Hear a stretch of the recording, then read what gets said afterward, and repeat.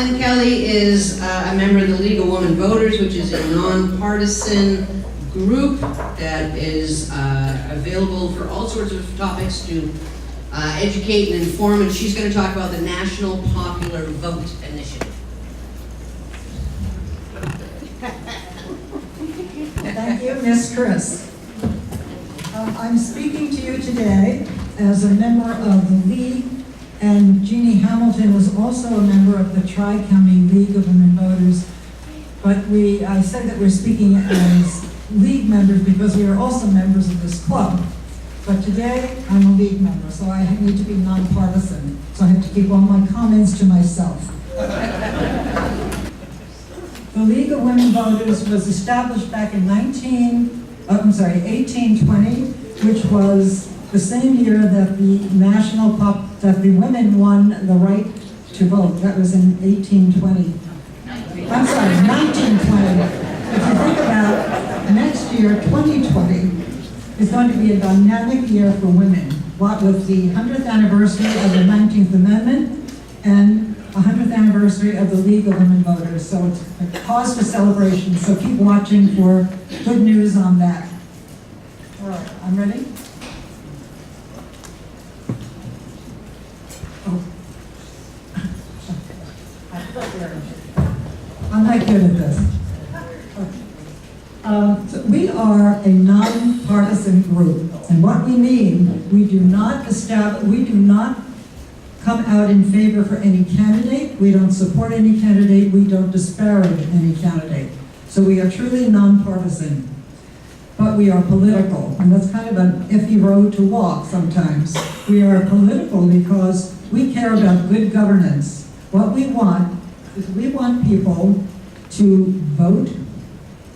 We want them to appreciate the value of the vote and the fact that we can vote. It is a tremendous gift that we have. So we will do everything that we can to promote good governance. And we do that via research and education and advocacy. Those of you who were here last year probably remember how much the League did in terms of explaining the amendments and making them more intelligible for people so people could know how to vote. They made no sense to most people. We also are very active legislatively, and we argue for good governance throughout Florida and of course throughout the country. We have about 73, I can't see a thing up here, but that's all right. We have about 73, get that number? 73 leagues throughout the state, and we have, I guess, 85 members or so in our group. And since 1972, men have been allowed into the league.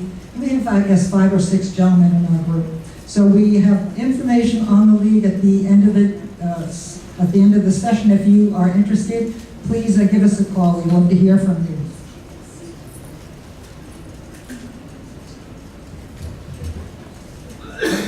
One thing, if you cannot hear me, if I'm not clear, would you do me a favor and just wave your hand, and I'll try to make sure I keep this up, because it's very difficult when you can't hear. Okay, I think I have this down pat now. Okay. What we're going to cover is the election. We're talking about the National Popular Vote, and we're talking about also the National Popular Vote Interstate Compact. That doesn't quite roll off the tongue. National Popular Vote does. So I'm using the terms kind of interchangeably, but I'm going to focus on National Popular Vote just for ease. We are going to talk, though, about the election of the president because no matter what you call it, National Popular Vote or what, it is dependent on the current electoral process. So you need to understand the electoral process, and we want to make sure we're clear on that. Also, I don't know if we think there's any problems with the current system, but we think there are. And we're going to talk about those problems. The winner takes all is a big problem, and we're going to talk more about that, and it applies at the state level. What about the will of the people? Which brings us right to the National Popular Vote. One more reminder. I have been asked not to accept questions and answers in light of the tight schedule today, and I apologize for that. However, both Jeannie and I will be up front if you have any questions as a result of this talk.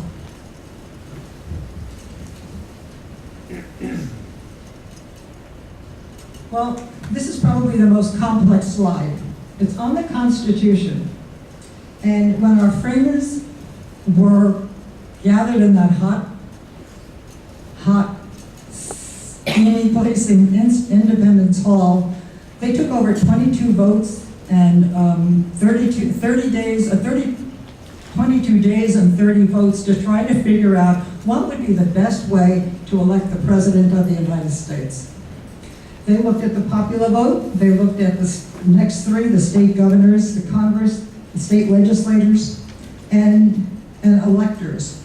Let me do the three in the middle first, the state governors, the Congress, and the state legislators. It doesn't take too much imagination to figure out that there might be some cagey activities going on if legislators were actually voting for the president. I could imagine somebody saying, oh, candidate A, would you, I'm going to send my votes to you if you will give me something. There's a kind of mixing of the branches, and that is not good. The Constitution wanted separate branches. So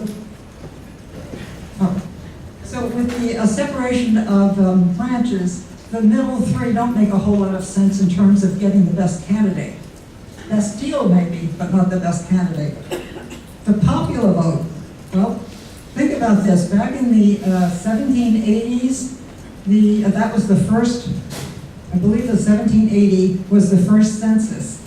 And in that census, they decided or found that about 90% of the population resided in rural areas. 10%, 5 to 10% were city dwellers. Well, the city dwellers probably had a lot better sense of information. They probably were more educated, had more information available to them, could exchange information, more so than the agrarian areas where they work from sunrise to sunset to make their money and feed their families. How would they even vote? I mean, if they were going to vote, how would they even vote? Maybe they were not educated. And how would that ballot ever get from place A to a central place? I still can't figure that out, how they even could have conceived of that issue. And now go down to electors. So then they thought of, well, why don't we figure out a way to get people who really are informed about the process and about government and have them vote on behalf of the public. So they developed this concept of electors. And I think I'm still on this slide. Each state, this is the Constitution of the United States. And Article 2, Section 1 says, each state shall appoint electors based on the recommended number, based on their population size. Every state would have 2 electors for their 2 senators, and a number of electors based on the total representatives in the House. That's how it ultimately would be.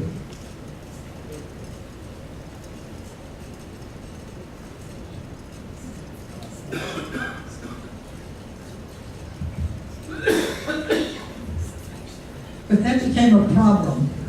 And one of the problems was the electors, the House representatives are based on a population. Remember I said the population was about 90% agrarian and 10% city. Well, the 90% agrarian really there were a lot of slave states in those numbers. And if they're slave states, at the time, slaves were considered property, not people. And that created huge problems if they were trying to do a popular vote via the electors. So what they decided was to balance the books a little bit. They would allow a slave to be counted as 3/5 of a person. It's very hard to say all of this, and I apologize. But that's how it was. 3/5 of a person. By doing that, they increased the volume or the number of the size of the population in the South so that they would have adequate representation with their electors. So each state is allocated a prescribed number of electors. Here's our total number today. We have 100 electors for each state. They get 2 senators, so there's 2 electors. Then there's 435 representatives for all of our states, plus 3 more for DC, for a total of 538 electors. The electors, the 435 and the 3 DC, they are selected. No, they represent this. How do I want to say this? Each elector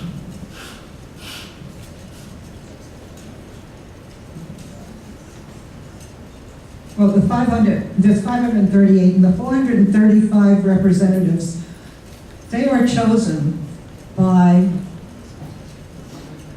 the census that is done every 10 years, the biennial census. That determines the number of electors for each state. It looks at the population and says, you, state Florida, can have 29 electors for your 2 senators and your 2 electors, and your 27 representatives. Thank you, Florida. Yeah. Florida has 2 for senators and 27 representatives based on the annual or the every 10-year census. The census, though, by the way, is based on, they survey households just for the number of people in the households, not the number of voters, not the number of citizens, not the number of adults. It's just the number of people. So you know that these states are going to change soon with all the influx and change in populations.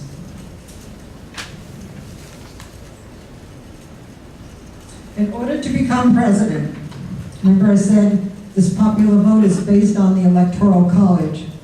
In order to become president now, you need a presidential candidate needs to have at least 270 electoral votes. That is 1/2, it's a simple majority of the electors. That's 1/2 of the 538, which is 269 plus 1. And that is then 270 electors. That person then would be determined to be president.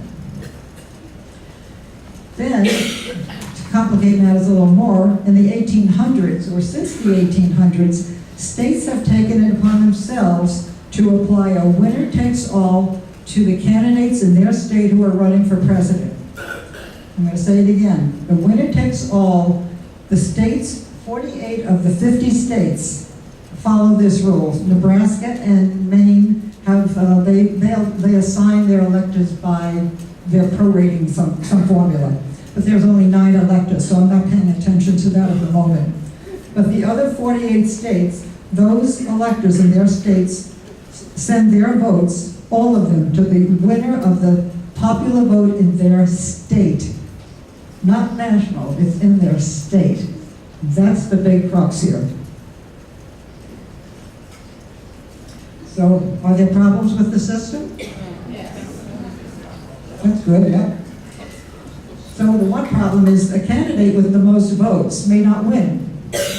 And that happened, of course, in 2016 with Hillary Clinton. The other is battleground states. Here is, let me show you a picture. The battleground states are in gray. I think there's 11, 12, about 12 battleground states, purple states. They are the states that candidates spend all of their time, all of their money, all of their energy looking for votes in these states. They ignore all of the other blue states here. They ignore them because they are reliably red or blue. If they're red and you're a Democrat, you're not spending any money there. And if they're blue and you're a Republican, you're not spending any time or money in those blue states. You're just not. Because you know you're going to count on your party's, the party vote. But the battleground states, the purple states, that's where the money goes. That's where the time and attention goes. That's where the politicians bring in their entourage of people, all the press. Everyone that follows them brings a lot of money into those areas. It's like having conventions in your city. You vie for that because it brings a lot of money in. So they're giving money to these battleground states that are neither reliably red nor blue. They kind of go either way and they can't tell. So they do all of their work in those, all of their campaigning in those states. They care about what those people say. They bring federal money with them, or federal promises with them. If you vote for me, I have a feeling I could fix your roads for you. I could do something about coal mines. I could do something about whatever they think the issue is for you. They do that. Meanwhile, the 69% that live in those blue states get no attention whatsoever. They have never even asked by the candidates what's important to them. So that's a big problem.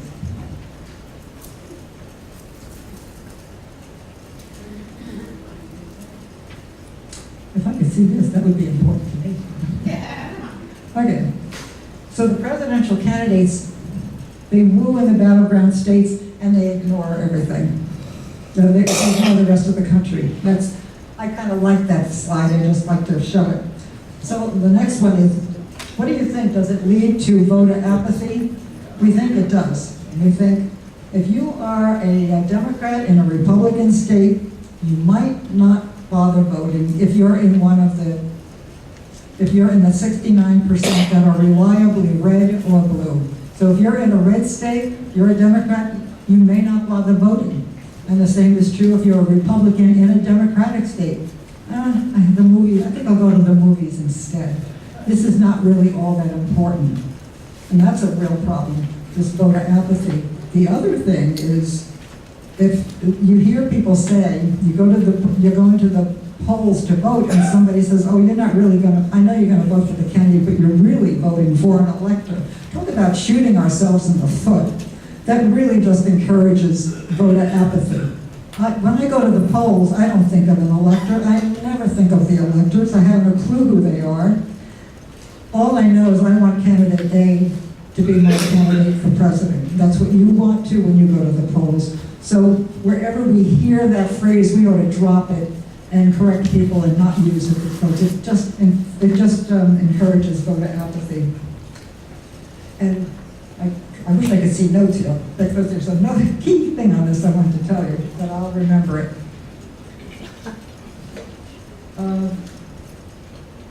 So, do you think we should have a different way of voting, like a popular vote? By show of hands? Yeah? Well, the League commissioned a study back in 2017 by the Florida Atlantic University, I guess I would say. And they found through a very measured document that the popular vote, 68% of respondees wanted the popular vote, 32% said, let's leave business as usual. That's also been mirrored in national polls. This was a Florida-based poll. The so it leads to this national popular vote legislation. What are the national popular vote laws? Well, the national popular vote laws award all of the electoral candidates' votes to the candidate who wins the national popular vote, not the state popular vote.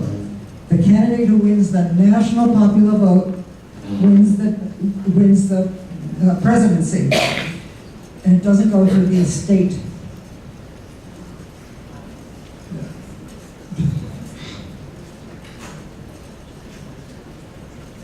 Why do we think this would work? Well, we could easily, the states are the ones that put in the winner takes all at their level. I think I mentioned that 48 of the 50 states put that in place. That's through their legislation. They can easily put in another legislation that says we want to apply winner takes all to the national numbers. The national popular laws, the laws align with the Constitution. There is no amendment is needed for this. There is effort underway since 1970, I think, and the League is for this as well, to amend the Constitution and get rid of the Electoral College. However, that's since 1970, and I say to you, ERA? I wouldn't wait for an amendment. It's just not going to happen. But this is an well, I'm sorry, it may not happen in my lifetime. But this national popular vote would actually be a very good way to get around it and use the Electoral College. So here's how it works. When there are enough states who buy into the national popular vote interstate compact, when they have at least 270 electoral votes, then we have the compact in place, and then at the time of a presidential election, all of those votes, because there's more than 270 in the combined number of states that are part of the compact, all of those votes would go to the person, the candidate who wins the national popular vote. It's that easy. It is really easy for this to happen. So how far along are we in this? Well, it's my 270 again, so you know. We still have to have that number of electoral votes in the compact. So the compact is an agreement that states, they do it all the time. They have these interstate compacts. They share motor vehicle information, road management, a ton of things. That's how they function. And they do it, there's no federal involvement. They just do it among themselves. That is what this is about. That's an interstate compact. This national popular vote would also be an interstate compact.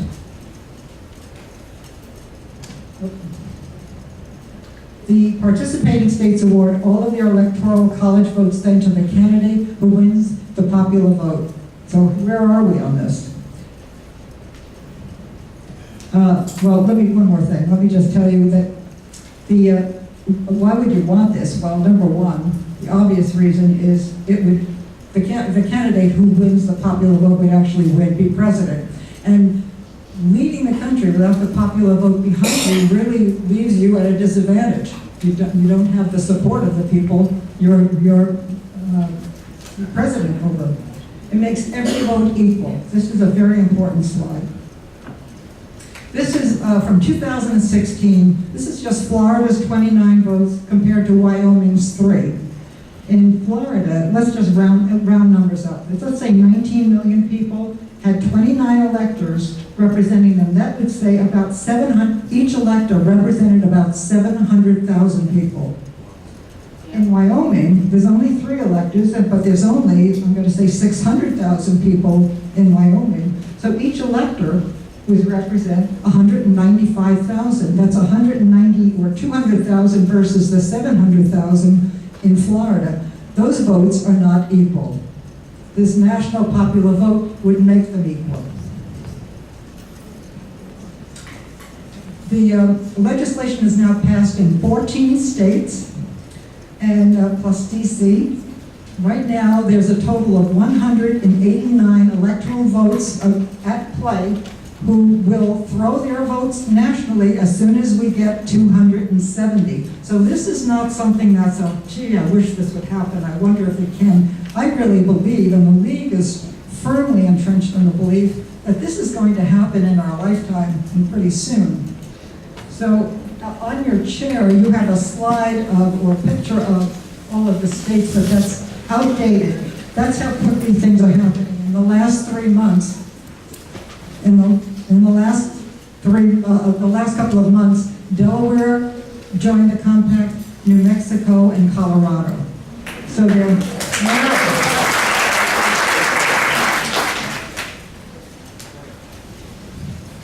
oh, there you go. I do have it. Okay. Well, even this is not updated because New Mexico is showing passing, but it actually is now law in New Mexico. They are part of the compact as well. So it's moving along with a great deal of momentum. So it's easy. Did I make it easy? Maybe not. I hope so. But it's easy.